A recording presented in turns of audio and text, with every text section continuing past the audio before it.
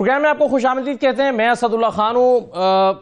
आज एक अखबारी खबर के मुताबिक इन अंसार अब्बासी साहब की स्टोरी है, वो ये कह रहे हैं कि अली अमीन गंडापुर साहब फिर से मुतहरिक हो गए, इस्टेब्लिशमेंट से राब्ते कर रहे हैं और दोबारा से कोई डील बनाना चाहते हैं इमरान खान के हवाले से, पाकिस्तान तहरीक इंसाफ के हवाले से, लेकिन उन्हें मुस्बत जवाब नहीं मिल रहा। ये उन्होंने अपने दावा किया अपनी खबर में, और इस खबर में उन्होंने ये भी बताया है कि इस वक्त जो तनाव की बड़ी वजूहात हैं पाकिस्तान तहरीक इंसाफ और इस्टेब्लिशमेंट के दरमियान, वो वजूहात क्या हैं।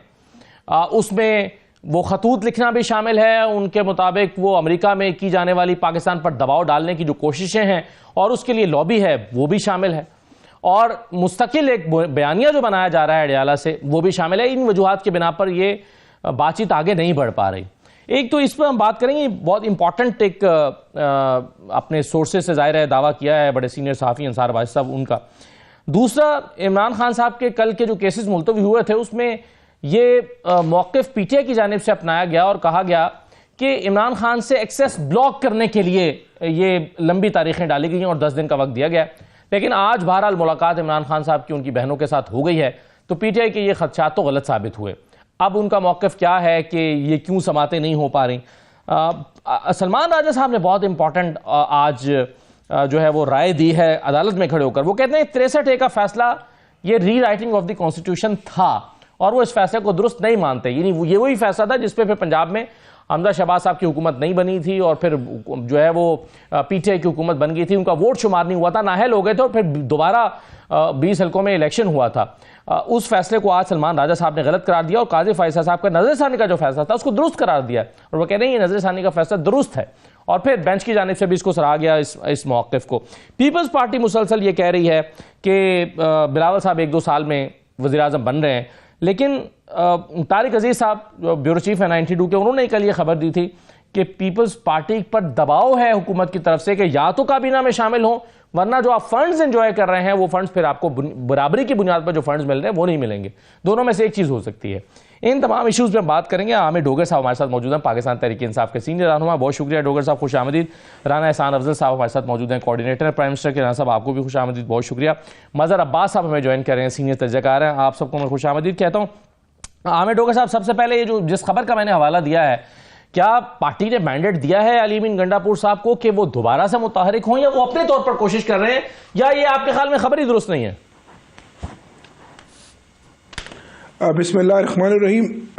मैं इस बारे में इस खबर की ना तस्दीक कर सकता हूँ ना इस खबर को मुस्तरद कर सकता हूँ, क्योंकि अली अमीन गंडापुर साहब का बतौर चीफ मिनिस्टर एक रोल तो है कि वो तमाम इदारों के साथ उनकी जो डे टू डे अफेयर्स है और जो लॉ एंड ऑर्डर की सिचुएशन KPK में है उस हवाले से उनका एक राब्ता और मुलाकातें तो रहती हैं, लेकिन क्या वो कोई जो जिस तरफ आप इशारा कर रहे हैं उस तरह की भी कोई पेशरफ्त है, उस बारे में मैं बिल्कुल बाखबर हूँ, मुझे बिल्कुल पता नहीं है, बेखबर हूँ। एक मैंडेट वैसे अली अमीन गंडापुर साहब को आमिर डोगर साहब वो इमरान खान साहब ने पहले दिया भी था ना, उन्होंने कहा था कि जी उन्हें राब्तों का इख्तियार दिया था, क्या वो उसी मैंडेट को अभी तक एंजॉय कर रहे हैं अगर पार्टी ने उन्हें अब नया कोई इख्तियार नहीं दिया तो?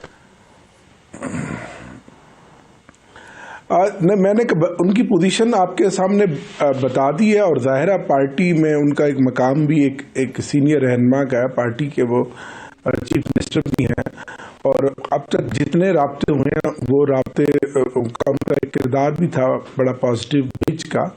तो अब आगे देखिए, ये एक खबर है, पता नहीं इसमें कितनी सदाकत है, और आपसे या हमसे या किसी से भी कोई खबर छुपी तो नहीं रह जाती, लेकिन अभी तक मैं इसकी कोई तस्दीक नहीं कर सकता इस वक्त तक, जब मैं आपके प्रोग्राम में मौजूद हूँ, आपकी जुबान ही मैं बात सुन रहा हूँ।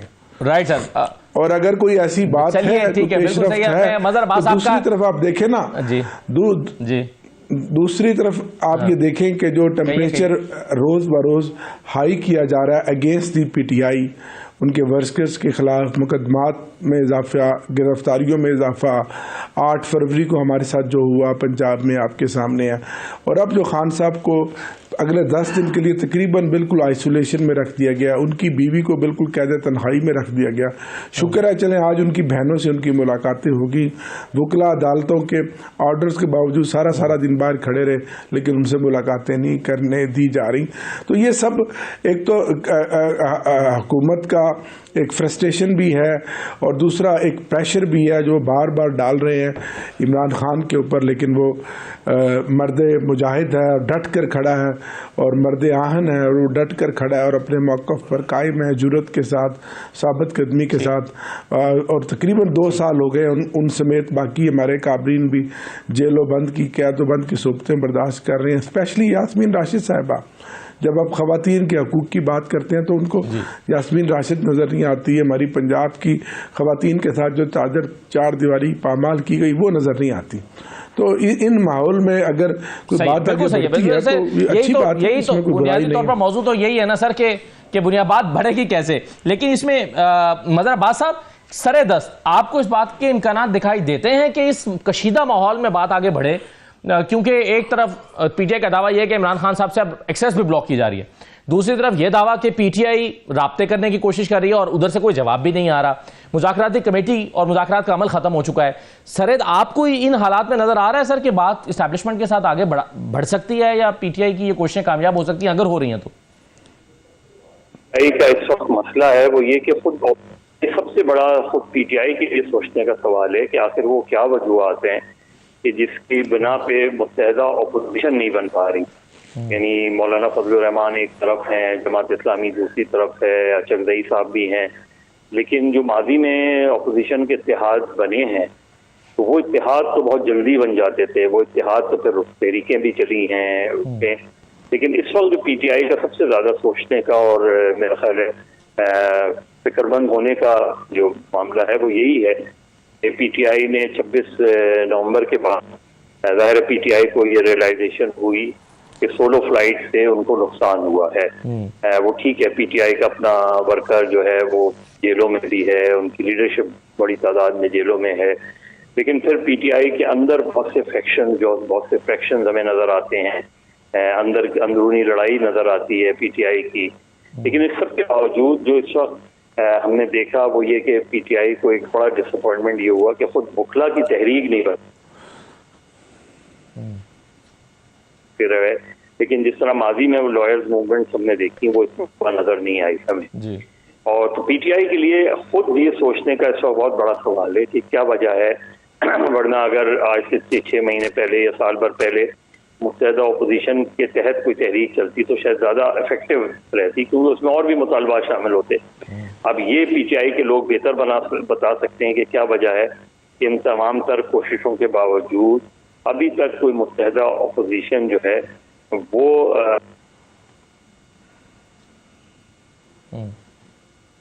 बात और दीगर मुतालबात के लिए कोई भरपूर और मुत्तहिद तहरीक चला पाए। और शायद यही वजह है कि चूंकि ये नहीं हो रहा जी, कोई ज्यादा दिलचस्पी ले रही है और ना ही इस्टेब्लिशमेंट जो है, और इसके बीच में इमरान खान साहब ने जो 3 खत लिखे उससे मेरा ख्याल सिचुएशन बेहतर होने नजर आ रही है। तो अब इसका ब्रेक थ्रू क्या होगा, जो फौरी तौर पे इसका हल तो मुझे नहीं नजर आ रहा कि कोई ब्रेक थ्रू हो, कोई बातचीत का आगाज हो, लेकिन जिस तरह कहते हैं कि पाकिस्तान में किसी वक्त भी कोई भी चीज हो सकती है, वो हो जाए तो अलग बात है, लेकिन जो ग्राउंड पे सिचुएशन है उसमें मुझे नहीं लग रहा कि कोई ब्रेक थ्रू। बिल्कुल सही है सर। और इसी असना में हम ये भी देख रहे हैं कि हुकूमत का कॉन्फिडेंस काफी बेहतर नजर आ रहा है, खासतौर पर पंजाब हुकूमत का। चीफ मिनिस्टर पंजाब जो है वो रोजाना दावा कर रही हैं कि हमारी कारकर्दगी बहुत बेहतर। हाँ, लेकिन उनका जो प्रॉब्लम है वो ये है कि वो जितना भी दावा करे मुस्लिम लीग नून, लेकिन उसका टेस्ट तो जब होगा जब वो पंजाब में बल्दियाती इलेक्शन कराएंगी जी। जाहिर पंजाब में अक्टूबर के बाद से बल्दियाती इलेक्शन ओवरड्यू हैं, तो जो किसी की पॉपुलैरिटी का टेस्ट होता है, इम्तिहान होता है, वो तो होता है इलेक्शन जी। वो बल्दियाती इलेक्शन हो, वो सूबाई कौमी असम्बली के इलेक्शन हो, अगर बल्दियाती इलेक्शन वो कराते हैं बल्दियाती इलेक्शन, तो मेरा ख्याल है जो अब तक उनकी 1 साल की कारकर्दगी है उसका टेस्ट जो है वो जो होगा कोई भी होगा बल्दियाती इलेक्शन अगले 3 महीने में कराते हैं, 6 महीने पर कराते हैं, वो असल टेस्ट होगा। बिल्कुल सही है सर। अब आज जो उन्होंने कहा है कि अडियाला से शोर की आवाजें आ रही हैं, राना साहब आपकी तरफ आते हुए मैं आपको सुनवाना चाहता हूँ मरियम नवाज साहबा ने आज क्या कहा है, जरा सुनिए। आज सिर्फ 1 साल के बाद अल्लाह ताला के फजलो करम से हर जगह से अच्छी खबरें आ रही हैं, सवाए एक जगह से, और वो अडयाला जेल है। वहाँ से सिर्फ खत पे खत आ रहे हैं, मिन्नतें हो रही हैं कि अल्लाह के वास्ते मुझे बचा लो। अल्लाह ताला के निजाम में ना इंसाफी नहीं है। जिस नवाज शरीफ को मारने की कोशिश की, जिस नवाज शरीफ को गिराने की कोशिश की, आज मरकज में भी नवाज शरीफ के भाई की हुकूमत है और पंजाब में भी नवाज शरीफ की बेटी की हुकूमत है।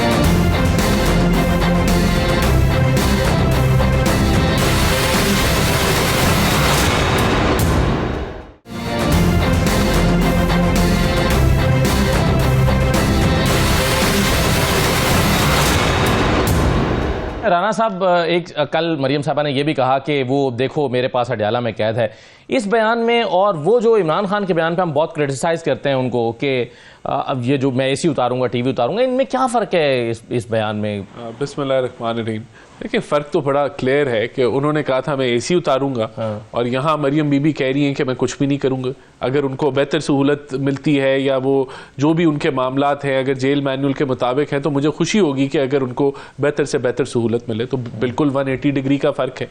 एक बंदा अमेरिका में जाके, आपका अपने मुल्क में भी नहीं, एक बहरूने मुल्क जाके ललकार रहा है कि एक कैदी जो है या जो भी सज़ा याफ्ता एक आदमी है उससे मैं उसकी चीज़ें छीन लूँगा, और एक जो है खातून जो चीफ मिनिस्टर हैं आज, जिनके ज़ेरे साया वो प्रिजन है, और वो ये तो नहीं है ना मरियम साहबा की, तो वो यही तो वो कह रही है, जिसमें वो यही कहती हैं कि देखो मकाफात अमल है कि वो मेरे पास अब अडयाला में कैद है। तो वो यही कह रही हैं कि वो ज़ातियात पे नहीं जा रही, और वो ज़ातियात पे था। इस फ़र्क को वो वाजे कर रही हैं अवाम के सामने कि वो आदमी जो था, जो आज करप्शन के ऊपर मुजरिम है और जो जिसको सज़ा हो गई है 14 साल की, उसके साथ कोई ज़ातियात नहीं हो रही।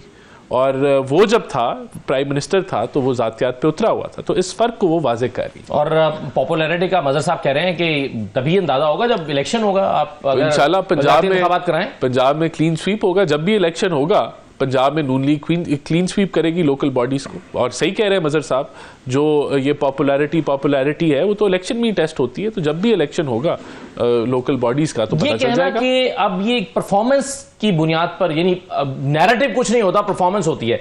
अभी जो इलेक्शन हुआ था वो तो नैरेटिव ही की बुनियाद पर हुआ था, वो तो परफॉर्मेंस की बुनियाद पर नहीं हुआ था। ये तो देखें, अल्हम्दुलिल्लाह हमने गवर्नमेंट फॉर्म की, पंजाब में भी की, वफाक में भी की। नैरेटिव की बुनियाद पर या परफॉर्मेंस की बुनियाद पर? देखें, मैं समझता हूँ कि जो मुल्क को हमने डिफ़ॉल्ट से बचाया, जो मुल्क को हमने माशी जो इस्तेहकाम की तरफ लेके गए, हमें वोट पड़ा और हमने गवर्नमेंट फॉर्म की दोनों जगहों पे। मतलब परफॉर्मेंस की बुनियाद पे आप कहते हैं हमने गवर्नमेंट बनाई?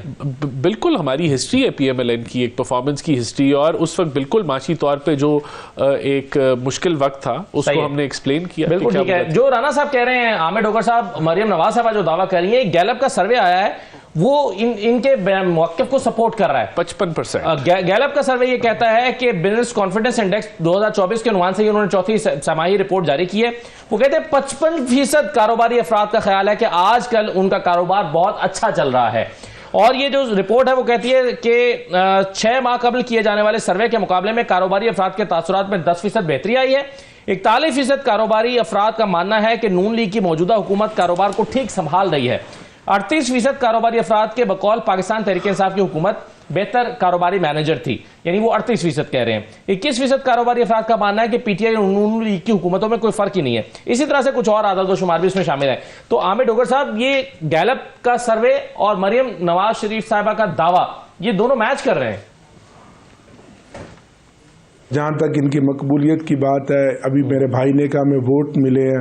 हाँ, वोट ज़रूर मिले हैं फॉर्म 47 के नतीजे के मुताबिक। और ग्राउंड पे क्या था वो आप सब जानते हैं कि पंजाब में जो इनका लाहौर, इवन इनका अपना शहर है, इनको इबरतनाक शिकस्त हुई है। जैसे मेरे भाई मज़हर अब्बास साहब ने कहा, मकबूलियत जांचनी है। पूरे पंजाब में मैं चैलेंज करता हूँ, कहीं भी एक आज़ाद, एक न्यूट्रल, इंडिपेंडेंट किस्म का एक इलेक्शन प्रोसेस करवा ले एज ए मॉडल। कोई हल्का ये चुन लें और उसमें फॉर्म 47 ना हो, अपने एम्पायर ना हो जो कि ये अपने एम्पायर के साथ मैच खेलने के पुराने आदी हैं। और आप देख लें कि आज कौम 90% इमरान खान के साथ खड़ी है, इमरान खान के नज़रिए के साथ खड़ी है, इस जुल्म और बर्बरियत के खिलाफ खड़ी है। हाँ, अगर आप कहते हैं कि जो गैल्प का सर्वे आया है, तो भाई ग्राउंड के ऊपर अगर आप चेक कर ले, आप खुद माशाल्लाह असदुल्ला साहब ग्राउंड रियलिटीज को बहुत समझते हैं, हर जगह पर आप खुद मीटिंग्स को कवर करते हैं, ग्राउंड्स पर जाते हैं, आप जाए ना, जाकर चेक कर ले कि क्या कारोबारी लोगों के हालात क्या हैं। जी बिल्कुल सही है। आमिर डोगर साहब, एक जो अभी डिबेट इनिशिएट हुई है और इस पर अब बात हो रही है, मरियम नवाज साहिबा ने बेसिकली ये डिबेट इनिशिएट किया है कि परफॉर्मेंस होती है, नैरेटिव होता है। नैरेटिव कुछ नहीं होता, परफॉर्मेंस। मज़हर अब्बास साहब, नून लीग का ये दावा कि हमने हुकूमत बनाई है परफॉर्मेंस की बुनियाद पर। पीटीआई के बारे में हम ये जानते हैं कि उन्होंने तो सारी जंगी नैरेटिव की बुनियाद पर लड़ी है, तो 2024 का इलेक्शन नैरेटिव की बुनियाद पर था और वाकई मरियम साहिबा कह रही हैं कि नैरेटिव तो कुछ नहीं होता, सिर्फ परफॉर्मेंस होती है। देखिए, खैर हर पार्टी का अपना राइट है वो किस तरह, लेकिन शहबाज शरीफ साहब का जो 16 महीने थे नो कॉन्फिडेंस के बाद, तो शहबाज शरीफ तो खुद ये कहते थे कि हमने अपनी सियासत कुर्बान की। अगर सियासत कुर्बानी परफॉर्मेंस है तो फिर मुझे नहीं पता आपसे बाकी चीजें, लेकिन जो PMLN को 2024 में सिचुएशन का सामना करना पड़ा, वो शहबाज शरीफ साहब के वो 16 महीने थे जिसमें मुस्लिम लीग नून का दावा है कि हम डिफॉल्ट से बचाया, हमें कुर्बानी देनी पड़ी, पॉलिटिक्स कुर्बान हुई हमारी, तो वो 16 महीने की तो परफॉर्मेंस नहीं कह सकते। और मेरा मीर साहब भी इस बात को बेल आउट करेंगे कि 16 महीने की परफॉर्मेंस ऐसी नहीं थी कि जिसे हम परफॉर्मेंस कह सकें। और माजी की परफॉर्मेंस जो थी वो मुस्लिम लीग नून दावा कर सकती है कि 2013 से 2018 तक जो था, और ये बात ठीक है कि 2018 को जो मैंडेट था मुस्लिम लीग नून का, मुस्लिम लीग नून इमर्ज होके आई थी as a single largest party. और जिस तरह बदकिस्मती हमारी पाकिस्तान की पॉलिटिक्स की ये है कि जिन पार्टी नहीं थी 2018 में, उन्हीं पार्टियों की मदद से 2022 में इमरान खान को जो है वो हटाया गया। अब 2024 का मैंडेट, 8 मार्च का मैंडेट, इस पे आज भी सवालिया निशान है। बदकिस्मती से हमारे यहाँ जो इलेक्शन ट्राइब्यूनल्स हैं वो फैसले ही नहीं करते, वरना शायद अब तक फैसले हो जाने चाहिए थे 4 महीने में जो भी इलेक्शन पिटीशन थी। तारीखी तौर पे माजी को भी सामने रखते हुए वो वोट पड़ा है, वो मुस्लिम लीग नून की लोकल बॉडीज पॉलिटिक्स जो रही है वो उनकी उसमें कामयाबी रही है। लेकिन इमरान खान का जो कमबैक हुआ है, इमरान खान का जो 2013 के बाद से हमने देखा है कि 2013 के बाद से इमरान खान और तहरीक इंसाफ को एक राइज मिली है। खैबर पख्तूनख्वा में ये तीसरी उनकी हुकूमत है, कंसेक्यूटिव हुकूमत है उसमें। तो मेरा ख्याल है बजाय इसके कि एक दूसरे पर इल्जाम तराशी की जाए, मरियम नवाज साहिबा और मुस्लिम लीग नून अपनी परफॉर्मेंस की बुनियाद पे वोट मांगने जाए और तहरीक इंसाफ अपने नैरेटिव पे वोट मांगने जाए। और बदकिस्मती से इस मुल्क में फेयर इलेक्शन नहीं होते, बदकिस्मती से इस मुल्क में इलेक्शन मैनेज होते हैं, इसलिए हमेशा नताइज कॉन्ट्रोवर्शियल रहते हैं, चाहे वो एक पार्टी के लिए हो या दूसरी पार्टी के लिए हो। इसको पाकिस्तान की सारी सियासी जमातों ने देखना है। अगर वो नहीं देखेंगे और इसी तरह एक दूसरे के खिलाफ इल्जाम तराशियां और रस्साकशी में लगे रहेंगे, तो पाकिस्तान की सियासत में वही होगा जो अभी हो रहा है और जो माजी में हुआ। अनफॉर्चुनेटली बिल्कुल सही है सर। राना साहब, एक चीज़ मैं ज़रा एक और मामले की तरफ आना चाहता हूँ। ये तोसी काबीना में कुछ 2 महीने से लटकी हुई है, क्या ताख़ीर की वजह है? ये देखिए, तो प्राइम मिनिस्टर का प्रोगेटिव है ना कि कब उन्होंने ये फैसला करना है। वजह उनके जहन में कोई भी हो सकती है, वो अभी नहीं करना चाह रहे, थोड़ी देर बाद करना चाह रहे, लेकिन ये फैसला प्राइम मिनिस्टर का है। अभी मामला जब तक वजह तो होगी ना, प्राइम मिनिस्टर के फैसले में भी जाहिर है उन्हीं का फैसला। ये जो है it is totally the prerogative of the prime minister कि कब वो समझते हैं कि उन्होंने काबीना को एक्सपैंड करना है और कब नहीं करना। तो it is his choice, it's his back and call. नहीं, लेकिन उस पर तैयारी तो मुकम्मल हो चुकी है, लिस्टें बन चुकी हैं, लोगों से कहा जा चुका है, पोर्टफोलियोज डिसाइड हो चुके हुए हैं, लेकिन अब उसके बाद ये 1.5 महीना पहले सब हो गया था, उसके बाद फिर लेट हो गया। क्या ये चॉइस है प्राइम मिनिस्टर की कि वो कब इसको ले जाए? बिल्कुल, मगर वो चॉइस वो रैशनल बुनियादों पर होगी ना, जब वो समझते हैं कि एक्सपैंड करने की जरूरत है तो वो इसको एक्सपैंड कर देंगे। इट इज वो 1.5 महीना पहले ये समझ रहे थे ना कि इसकी लिस्ट बना लेनी चाहिए। हाँ, उन्होंने वर्किंग कर ली है, शायद हो सकता है क्या ये दुरुस्त है कि पीपल्स पार्टी को लाने के बारे में बहुत संजीदगी से गौर किया जा रहा है कि अगर पीपल्स पार्टी आए तो ठीक, नहीं तो उनको फंड्स ना दिए जाएं? देखिए, नहीं, मैंने ऐसा कुछ नहीं सुना। मैंने जितना ये पावर सर्कल्स और ये कैबिनेट के अंदर मीटिंग्स जो होती हैं, मैंने यहाँ कहीं कोई ऐसा रैशनल नहीं सुना। जो आप अभी बयान कर रहे हैं। मैंने ये किसी पार्टी मीटिंग या ऑफिशियल मीटिंग्स में ये मैंने बात नहीं। वैसे तो पीपल्स पार्टी को ये लगता है कि 2 साल में 2 साल के अंदर बिलावल जो हैं वो वज़ीर-ए-आज़म बन रहे हैं। ये उनका राइट है, वो उनको कल बना लें या ये नैरेटिव पेश करें कि हम बनाना चाहते हैं, ये तो उनका राइट है। लेकिन ऐसा होता है नहीं होता वो अलग बात है। हमें तो कोई ऐसी जरूरत है पीपल्स पार्टी को साथ लाने की। देखिए, हमने शुरू में ऑफर किया था, लेकिन मैं जिस तरह आपको बता रहा हूं कि बिल्कुल मेरी नॉलेज में ऐसा कुछ नहीं है कि हमने पीपल्स पार्टी को ऑफर किया हो या उनसे एंगेज किया हो कि वो कैबिनेट में आ जाए।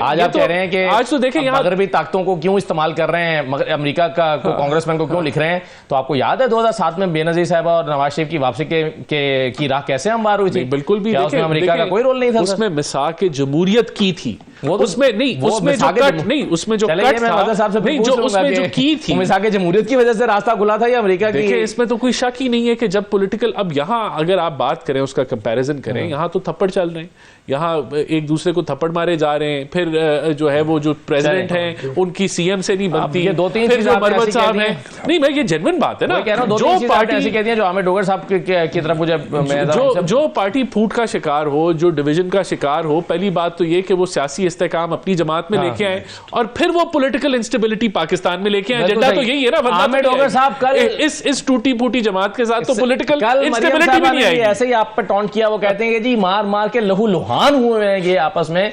और राणा साहब कह रहे हैं कि पहले अपनी जमात में स्टेबिलिटी तो ले आए, फिर ही आप कुछ करेंगे, फिर ही आप इंस्टेबिलिटी लेके आएंगे ना मुल्क में जो आप लाना चाहते हैं। जी डोगर साहब, एक इनस्टेबल पार्टी इंस्टेबिलिटी तो नहीं ला सकती। जमात इमरान खान की क़यादत में पूरी मुत्तहिद है, कारकुन सारे इकट्ठे हैं।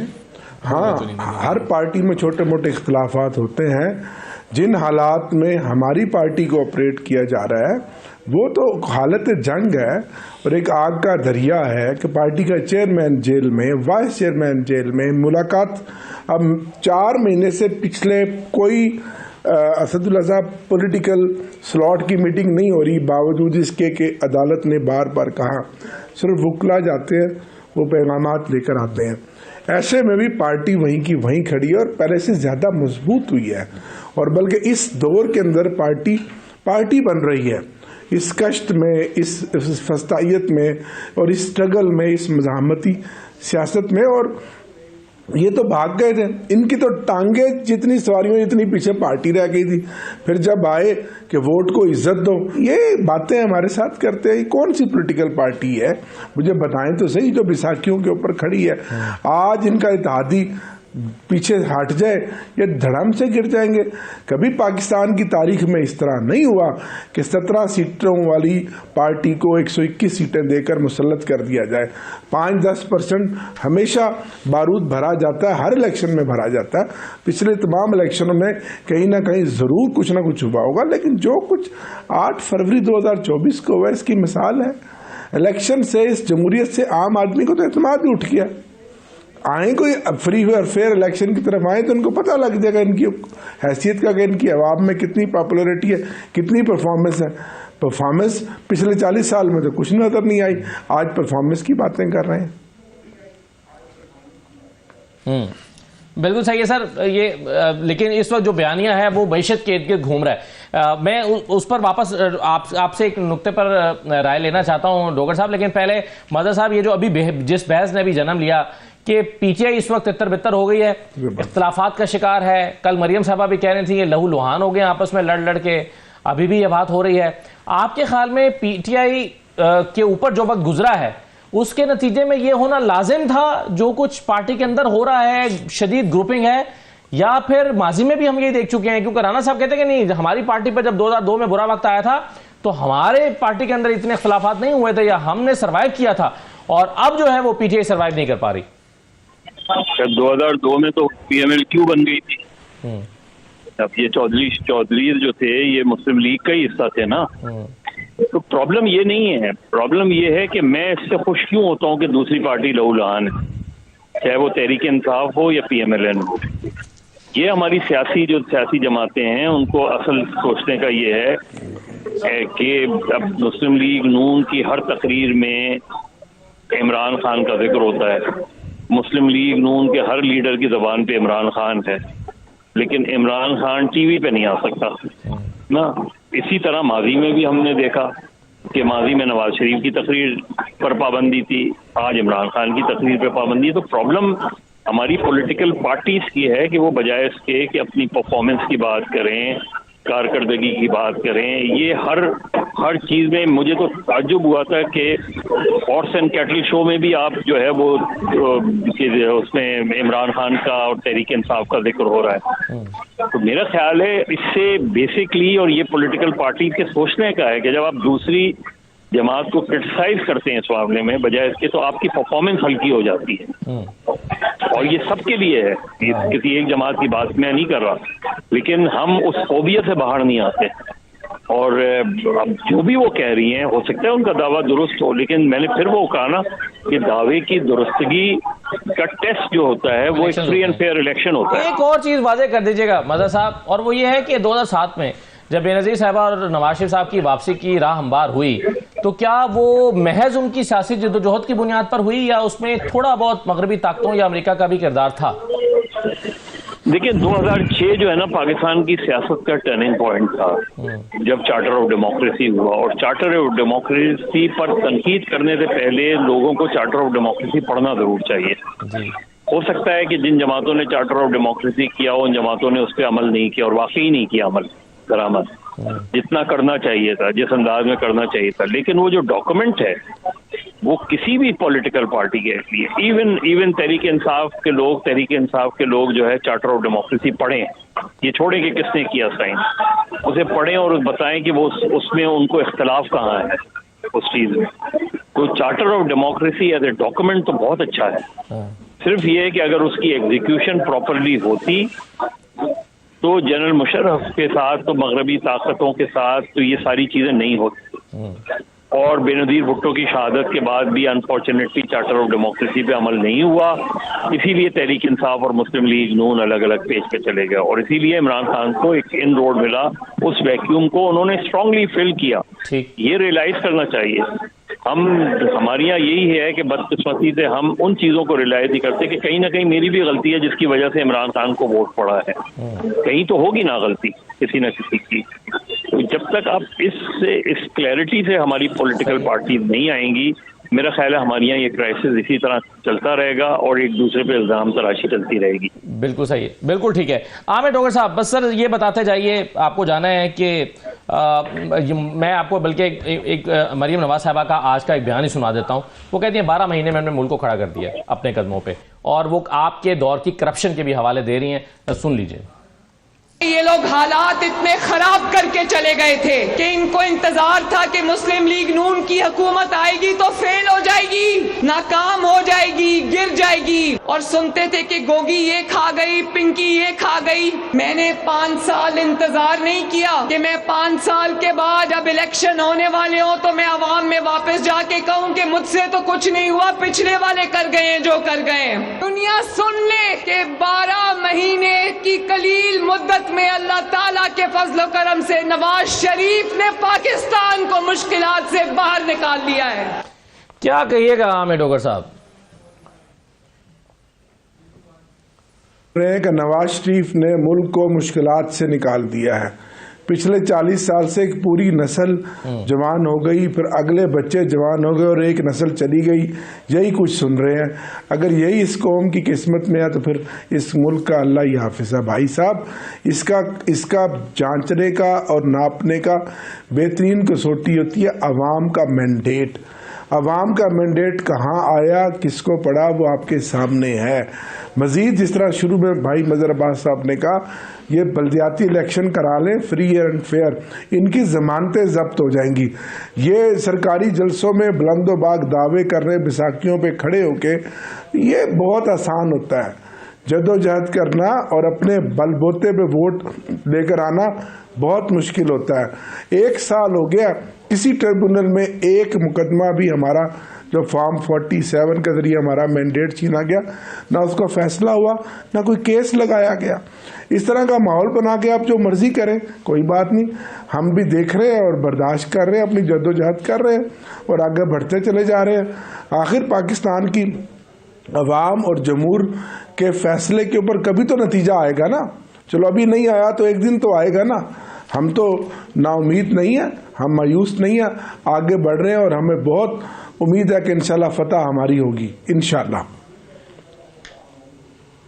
बहुत शुक्रिया आमिर डोगर साहब, आपका शुक्रिया प्रोग्राम में शिरकत करने के लिए। एक छोटा सा ब्रेक ले रहे हैं, ब्रेक के बाद वापस आके फिर जरा गुफ्तगू को समेटते हैं और देखते हैं कि आइंदा का मंजरनामा हमें क्या दिखा रहा है। ख़ास तौर पर ये जो मुआशी पहलू है, पाकिस्तान की तरक्की का पहलू है, उसके लिए जो इनिशिएटिव्स लिए जा रहे हैं, जिसमें से आज एक बहुत इंपॉर्टेंट कॉन्फ्रेंस भी हुई है इलाकाई रवाबित और पाकिस्तान के लिए उसमें मौक़े क्या हैं इस मौजू पर, तो इस पर थोड़ी सी बात कर लेते हैं एक छोटे से ब्रेक के बाद।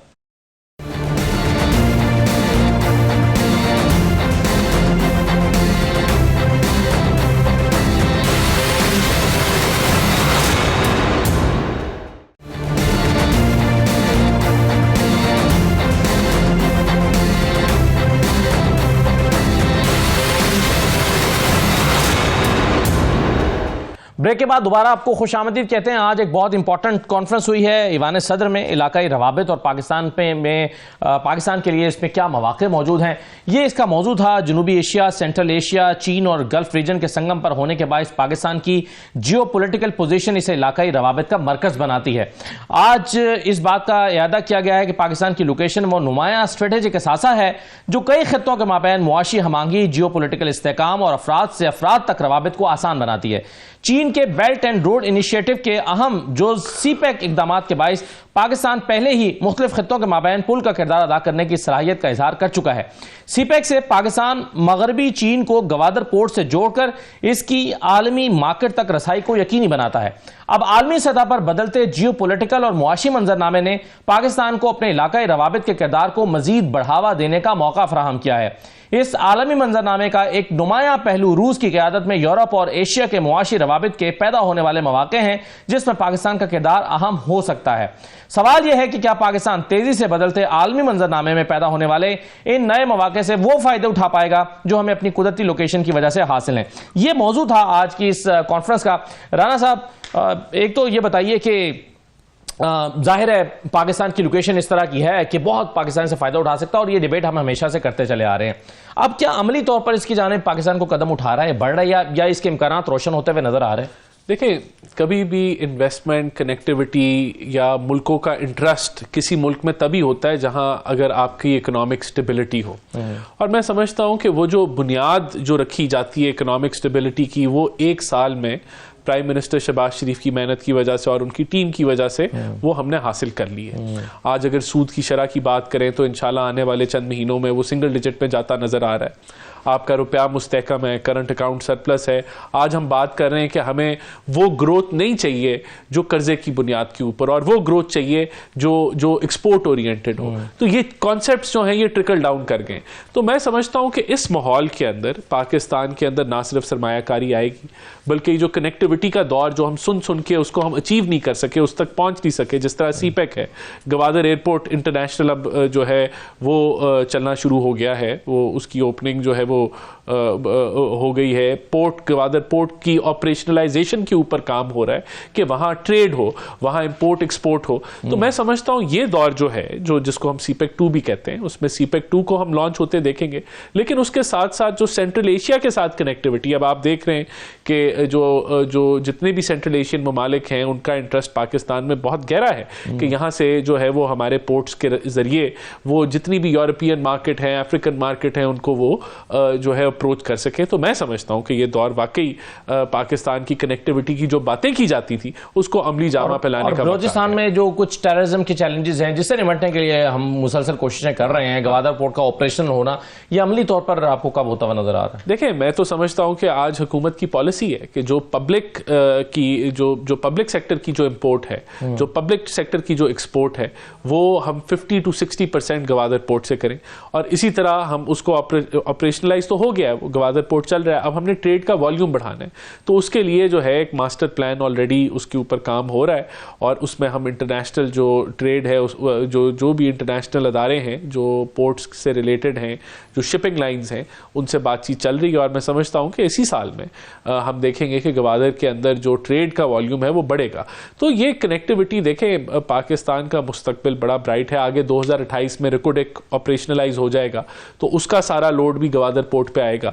तो मैं गवादर को एक बड़ा ट्रेडिंग हब हम देखते हुए नजर आ रहा है। और इसके लिए सियासी इस्तेहकाम कितना जरूरी है पाकिस्तान में? देखें, माशी इस्तेहकाम के साथ सियासी इस्तेहकाम भी आ जाएगा और माशी इस्तेहकाम जो है वो हम अचीव कर रहे हैं। देखें, अवाम जो है वो देखती है, जब उन्होंने किसी एक जमात के पीछे अगर उन्होंने प्रोटेस्ट करना हो तो वो देखती है कि क्या वो अपने आप को नुकसान तो नहीं पहुंचा रही।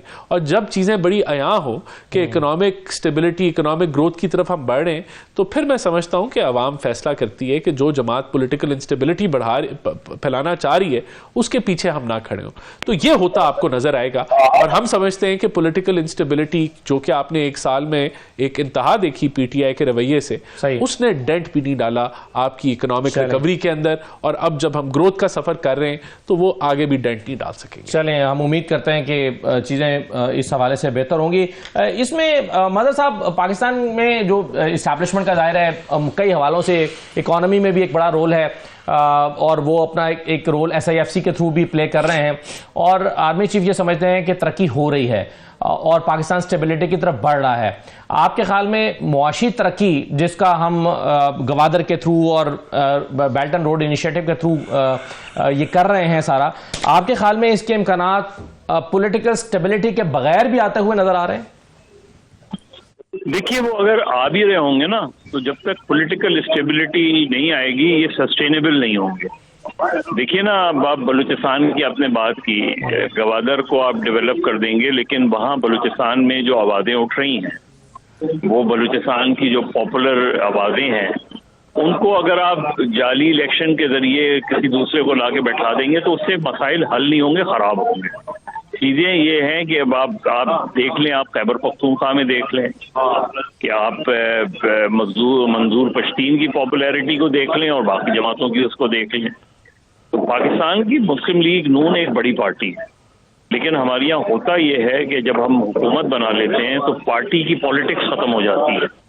पार्टी जो है वो सियासी महाज पे नहीं लड़ रही होती, सिर्फ हुकूमती महाज पे लड़ रही होती है। और ये सब जमातों का है, हालांकि सब जमातों के अपने मंशूर देखें तो उसमें ये होता है कि जी जब बरसर इख्तिदार आए तो पार्टी अलग होगी और हुकूमत अलग होगी। लेकिन हम देख रहे हैं कि वो सिर्फ आप परफॉर्मेंस की बात करें, भाई पॉलिटिक्स आप क्या कर रहे हैं। मुस्लिम लीग नून पंजाब में, ये तनवीर साहब बात को माने या ना माने, मुस्लिम लीग नून को 2024 में बहुत बड़ा झटका लगा है। उस झटके से सीखता है आदमी। और पाकिस्तान में जो है वो पॉलिटिकल अप एंड डाउन होते रहते हैं। लेकिन इस वक्त ये लग रहा है कि मरियम नवाज पंजाब की चीफ मिनिस्टर हैं, वो मेहनत कर रही हैं, वो कारकर्दगी दिखा रही हैं, लेकिन जो इलेक्शन होगा वो तो पार्टी लड़ेगी। तो यहाँ मुझे मुस्लिम लीग नून की आप बताएं, नवाज शरीफ ने पिछले 1 साल में कितनी जगह जाके जलसे किए हैं? बताएं, नवाज शरीफ ने जो है पिछले 1 साल में, नवाज शरीफ सदर है ना, नवाज शरीफ आखिर मुस्लिम लीग नून की हुकूमत बनी तो नवाज शरीफ वजीर आज़म क्यों नहीं बने? आखिर उसकी क्या वजह थी कि जो वो वजीर आज़म नहीं, तवक्को के मुताबिक रिजल्ट नहीं था। लेकिन अब मज़े साहब, जो पीपल्स पार्टी कह रही है, गवर्नर पंजाब कह रहे हैं, पब्लिक में खड़े होकर कह रहे हैं कि बस 1 आध साल की बात है कि बिलावल वजीर आज़म बनने जा रहे हैं। गवर्नर कुंडी हो या गवर्नर पंजाब हो, गवर्नर पंजाब ये तो बताएं कि पंजाब में पीपल्स पार्टी कहाँ खड़ी है? पंजाब में पीपल्स पार्टी क्यों वैनिश हो गई है? और पंजाब में पीपल्स पार्टी क्या परफॉर्मेंस दे रही है, ये भी तो बताएं गवर्नर। तो ये दावे तो करना अलग बात होती है, लेकिन ग्राउंड पे तो पीपल्स पार्टी जो है वो सिंध से बाहर आ ही नहीं पा रही। तो ये जो चीजें हैं, ये पाकिस्तान इस वक्त ये जो अपॉर्चुनिटीज होती हैं पॉलिटिकल पार्टीज के पास, ये कि भाई मुस्लिम लीग नून जो है जब तक ग्रास रूट लेवल पे जाके जो है उस सिनेरियो को तब्दील नहीं करेगी जो नैरेटिव बहरहाल इमरान खान के साथ गया है, बड़ी तादाद में गया है, पंजाब में गया है, उसको कम बैक करने के लिए मुस्लिम लीग नून को सियासी तौर पे बहुत कुछ करना पड़ेगा। हुकूमती सतह पे अलग चीज है। बहुत शुक्रिया मज़ाबाद साहब प्रोग्राम में शिरकत करने के लिए। राना एहसान साहब, आपका भी शुक्रिया। इजाज़त दीजिए, अल्लाह हाफिज़।